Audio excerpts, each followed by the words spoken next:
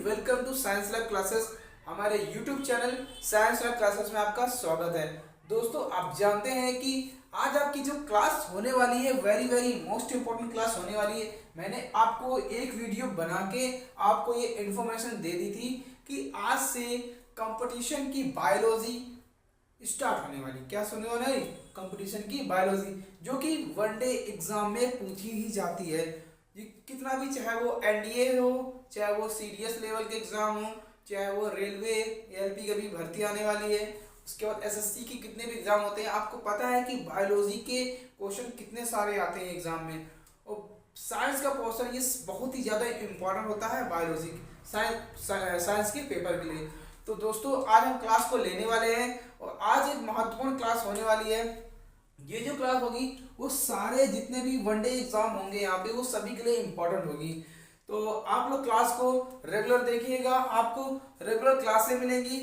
अच्छे से आप लोग क्लास सारी अटेंड कीजिएगा। मैंने आपको जैसे बताया था कि जो बायोलॉजी क्लास होंगी वो 100 क्लास में, यानी कि 100 क्लास में पूरी बायोलॉजी हम क्या करेंगे, खत्म करेंगे। और जो भी क्लास होगी वो 15 से 20 मिनट की सारी क्लासें आपकी अवेलेबल होंगी। तो क्लास को अच्छे से अटेंड कीजिएगा और ये भी बताइए, हमें रिस्पांस भी मिलना चाहिए। ये बताइए कि आपको क्लास कैसे लगी, कमेंट करके जरूर बताइएगा। तो दोस्तों, आज हम क्लास को स्टार्ट करते हैं। तो मेरे चैनल पे अगर नए हो, मेरे चैनल को सब्सक्राइब कीजिएगा। वीडियो को पसंद आए उसे लाइक कीजिएगा और उसे शेयर कीजिएगा।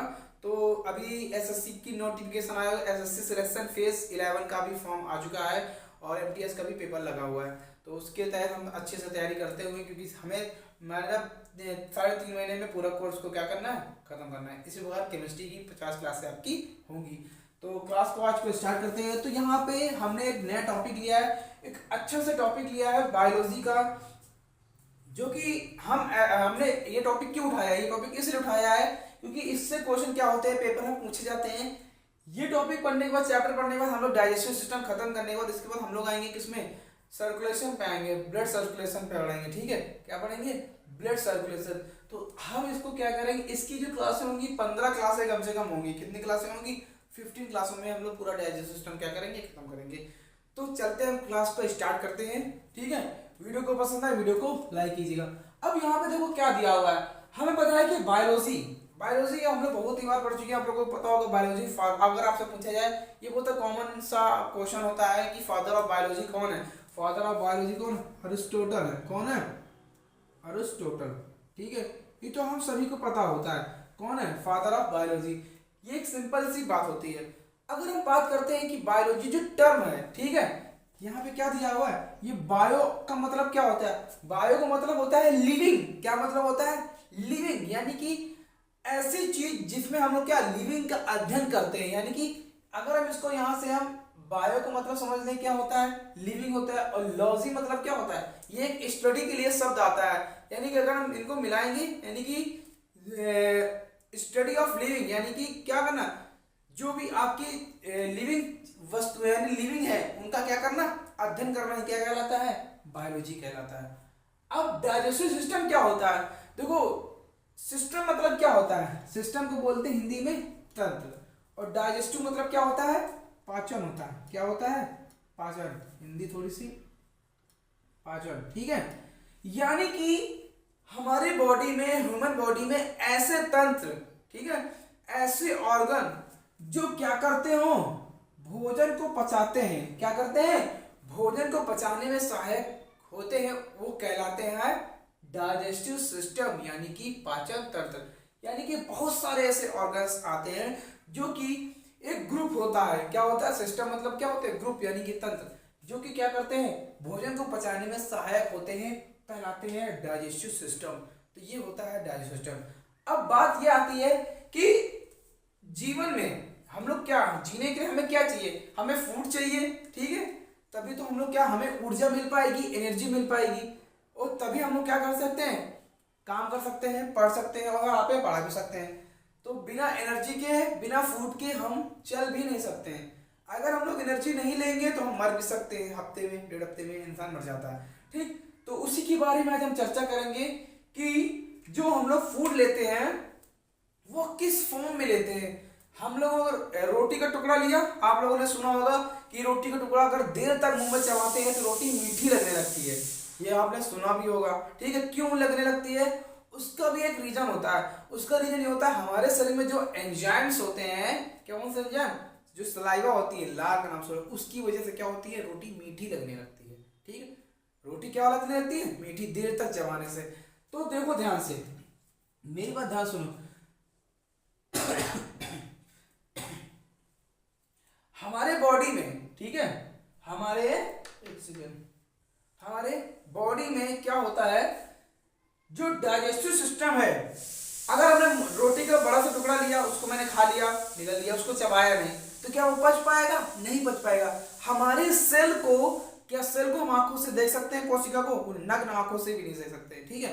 तो उसके लिए हमें क्या जरूरत पड़ती है, माइक्रोस्कोप, इलेक्ट्रो माइक्रोस्कोप जरूरत पड़ती है, ठीक है। तो जो सेल होती है, सेल क्या होते हैं, छोटे छोटे सेल होते हैं ना, और हम देख भी नहीं सकते हैं, तो उनको क्या एनर्जी की आवश्यकता पड़ती है कि नहीं पड़ती है। वही सेल क्या कहते हैं, ब्लड के साथ एनर्जी ले जाते हैं, हमारे ऑर्गन को देते हैं। तो हमें इजी फूड यानी कि कॉम्प्लेक्स फूड से इजी फूड में एनर्जी चाहिए होता है, यानी कि कहने में मतलब क्या होता है, जो हम लोग भोजन खाते हैं वो इस फॉर्म में होता है, और इस फॉर्म को क्या बोलते हैं, कॉम्प्लेक्स फूड। क्या बोलेंगे, कॉम्प्लेक्स फूड, यानी कि जटिल भोजन। क्या बोलेंगे, जटिल भोजन। अब ये जो जटिल भोजन है, ठीक, कन्वर्ट होता है जब हम लोग खाएंगे, डाइजेशन होता है, रोटी को छोटे छोटे टुकड़ों में तोड़ेंगे, तो ये छोटे छोटे पीस में क्या होता है, ब्रेक डाउन होता है। क्या होता है, ब्रेक डाउन, यानी कि इजी फूड में, सरल भोजन जिसे बोलेंगे, क्या बोलेंगे, सरल भोजन। और जब ये फूड इजी फूड में कन्वर्ट होता है, तो क्या होता है, जो हमारे जो सेल हैं यहाँ पे, ठीक, ये छोटे छोटे छोटे छोटे पार्ट, ये एनर्जी हमारी यहाँ पे क्या बन रही है, एनर्जी बन रही, और ये एनर्जी कहाँ पे जाएगी, हमारे सेल के पास जाती है, ठीक। याद रखना, सेल कभी भी कॉम्प्लेक्स फूड को अब्सॉर्ब नहीं करता है, ठीक है। क्या नहीं करता है, हमें सेल कभी भी कॉम्प्लेक्स फूड को अब्सॉर्ब नहीं करता है। अगर हम लोग कॉम्प्लेक्स फूड खाएंगे तो दांत भगवान देगा ही नहीं हमको, तो डायरेक्ट ही हमें सेल की एनर्जी मिल जाएगी, यानी कि ऐसा नहीं होगा। सबसे पहले क्या होगा, जो कॉम्प्लेक्स फूड होगा वो इजी फूड में क्या होगा, कन्वर्ट होगा, उसके बाद क्या हो जाएगी, ये एनर्जी सेल को मिलेगी, और सेल से एनर्जी कहाँ जाएगी, टिश्यू के पास, टिश्यू से ऑर्गन के पास जाएगी। इतनी बात क्लियर हो गई ना। आगे देखो, अच्छा अब एक बात आती है कि जो फूड है, ठीक है, अब मेरी बात सुनो, यहाँ पे क्या हो रहा है, यहाँ पे एक रिएक्शन हो रही है। क्या हो रही है, रिएक्शन, यानी कि जो कॉम्प्लेक्स फूड है वो इजी फूड में क्या हो रहा है, कन्वर्ट हो रहा है। तो हमें पता है इस वाले पार्ट को क्या बोलते हैं, रिएक्टेंट बोलेंगे। क्या बोलेंगे, रिएक्टेंट, यानी कि अभिकारक। इस वाले पार्ट को क्या बोलेंगे, प्रोडक्ट, यानी कि यहाँ पे क्या बन रहा है, उत्पाद बन रहा है। एक पेपर में क्वेश्चन आता है, जब कॉम्प्लेक्स फूड को इजी फूड में कन्वर्ट किया जाता है तो उस अभिक्रिया को क्या बोलते हैं, this is the catabolic reaction. क्या बोलेंगे, ये कौन सी रिएक्शन होती है, इस रिएक्शन को बोलते हैं हम लोग क्या, कैटाबोलिक रिएक्शन। क्या बोलते हैं, कैटाबोलिक रिएक्शन। ये होती है आपकी क्या, कैटाबोलिक रिएक्शन, यानी कि कॉम्प्लेक्स फूड कन्वर्ट हो रहा है इजी फूड में, this is the catabolic reaction. ये बात आपको क्लियर हो गई होगी, मैंने आपको बता दिया अच्छे से, रिएक्टेंट है, ये प्रोडक्ट है। अब एक नया क्वेश्चन आता है कि कॉम्प्लेक्स जो हमारा भोजन है उसका डाइजेशन कौन करवाता है, उसके साथ कौन होता है डाइजेशन करवाने के लिए, बताइए आप लोग क्या हो सकता है। आपने नाम सुना होगा, एंजाइम का नाम सुना होगा। किसका नाम सुना होगा, एंजाइम का।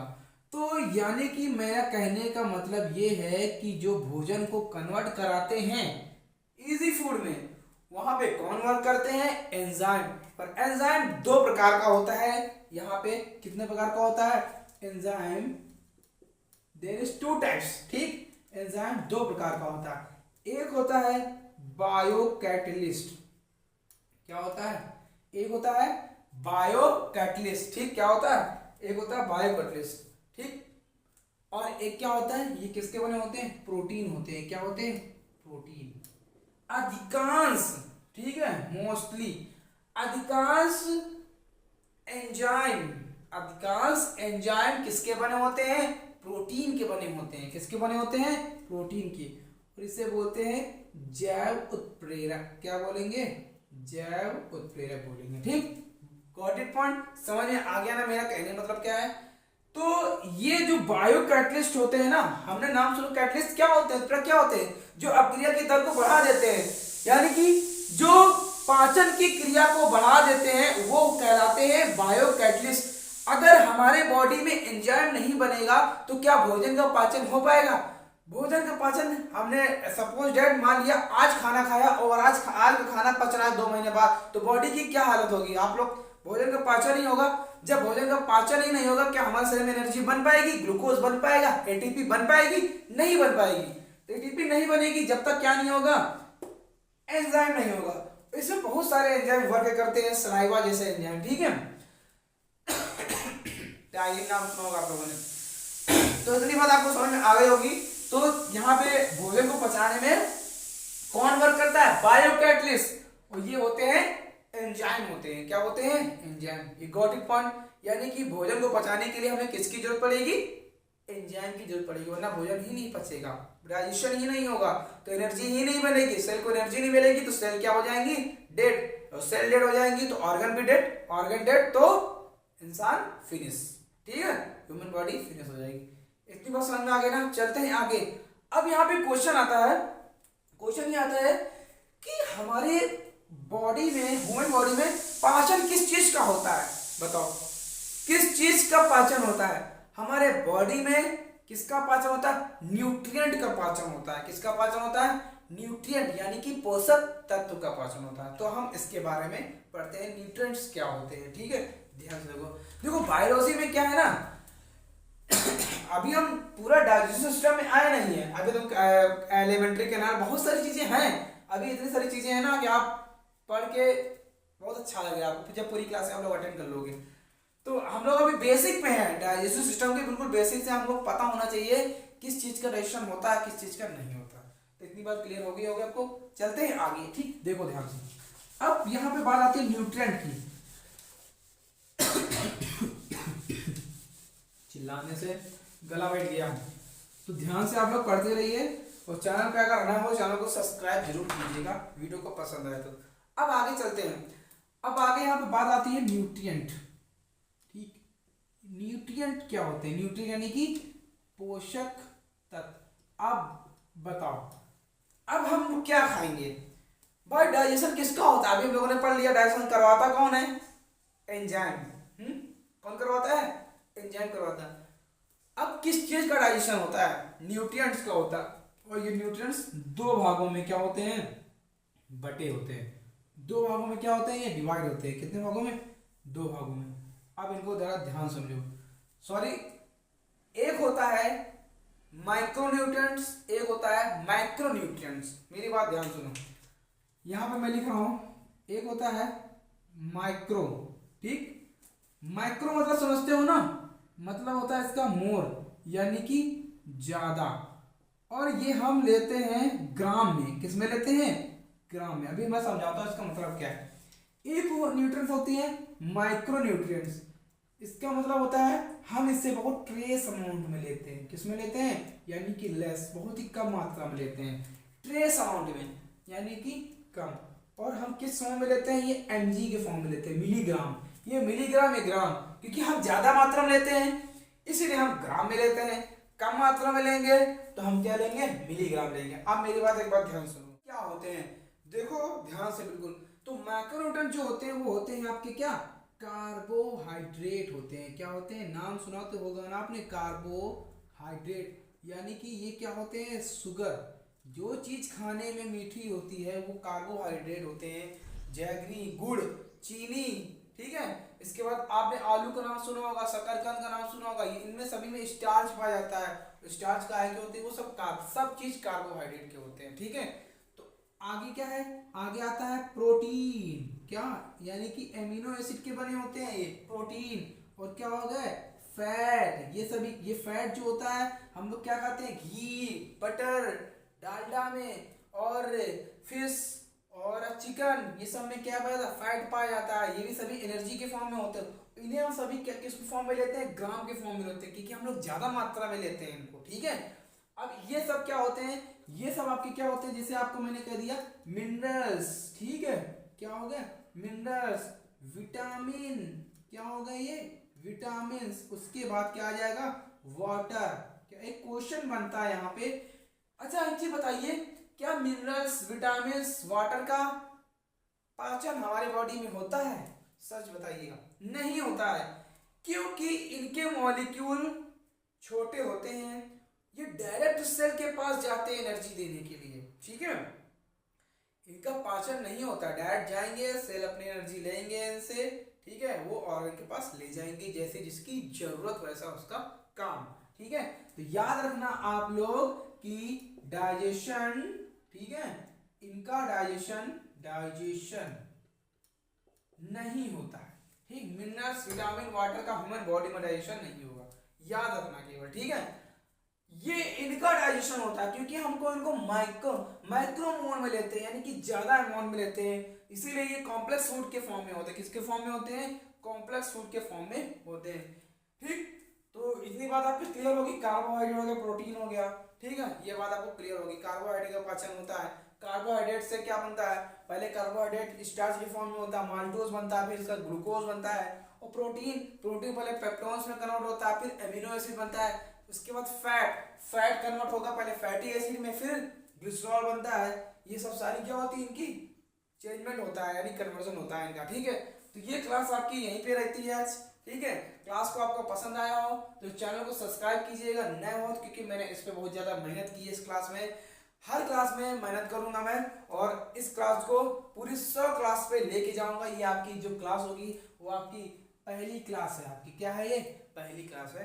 तो आज की थोड़ी क्लास लंबी भी हो गई है। कल से हम जो मेन टॉपिक है डाइजेस्टिव सिस्टम का, वो हम लोग स्टार्ट करेंगे। भोजन का पाचन शुरुआत होती कहाँ से है, माउथ से होती। सारा बहुत सारी चीजें हम लोग को पढ़नी है, और इंटरेस्टिंग चैप्टर है। वीडियो को जरूर देखिएगा, सारी क्लास को अटेंड कीजिएगा, क्योंकि पेपर भी बहुत नजदीक आ रहे हैं। अभी एसएससी की बहुत सारे एग्जाम लगे हुए हैं कंटिन्यू, एलपी की भर्ती आ रही है, और एनडीए सीडीएस के लिए ये सारी क्लास इंपॉर्टेंट है, चाहे वो यूपीएससी लेवल की भी हो, ठीक। तो आज क्लास को मैं यहीं पे रखता हूँ। वीडियो को पसंद आया लाइक कीजिएगा और उसे शेयर कीजिएगा। तो आज के लिए जय हिंद, जय भारत।